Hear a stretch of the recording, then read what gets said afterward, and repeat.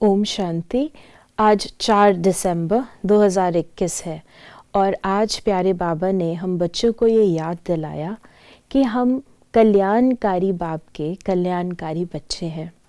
तो ऐसे बच्चे कभी भी अकल्याण का कर्तव्य नहीं कर सकते। किसी को उल्टी मत देना, किसी की भावना को तोड़ देना, ये भी अकल्याण का कर्तव्य है। तो हम ध्यान रखें कि हमारे बोल के द्वारा, कर्म के द्वारा किसी की भी भावना न टूटे और ना ही किसी को उल्टी मत मिले। आज प्यारे बाबा ने हम बच्चों को वरदान दिया है। आत्मिक उन्नति के साधन द्वारा सर्व परिस्थितियों पर विजय प्राप्त करने वाले अकाल मूरत भव। तो बाबा ने हम बच्चों को सभी परिस्थितियों पे कैसे जीत हम पाएं, उसका सरल उपाय बताया है और वो है अकाल मूरत बनने के अभ्यास से हम सभी परिस्थितियों पर विजय प्राप्त कर सकते हैं।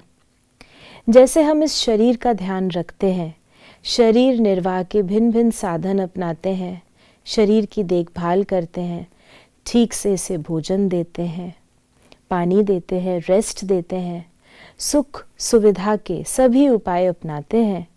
क्या इसी प्रकार हम अपनी आत्म उन्नति के भी साधन अपनाते हैं? तो इसी प्रकार इतना ही ध्यान हमें अपनी आत्मा की उन्नति का करना है।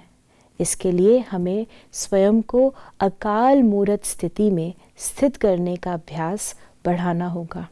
जितना जितना हम स्वयं को अकाल मूरत यानी आत्मा समझते हैं, आत्मिक स्थिति का अभ्यास करते हैं, उतना हम अकाल मृत्यु, अकाल और सर्व समस्याओं से बच जाते हैं। क्योंकि आत्मा कभी मृत्यु को प्राप्ति नहीं होती। ये तो शरीर है जो ख़त्म होता है। आत्मा अविनाशी है, अजर है, अमर है, उसे काल खा नहीं सकता। और समस्याएं भी देह से उत्पन्न होती हैं, देहिक भान से उत्पन्न होती हैं। आत्मिक स्थिति में किसी भी प्रकार की समस्या नहीं होती। साथ ही साथ जब हम अकाल मूरत स्थिति का अभ्यास करते हैं तो हम अपनी मानसिक चिंताओं से और सर्व समस्याओं से भी परे जा सकते हैं। मानसिक परिस्थितियाँ, उन पर भी हम विजय प्राप्त कर सकते हैं, क्योंकि आत्मिक स्थिति हमें व्यर्थ चिंतन, विकारी विचारों से भी परे ले जाती है।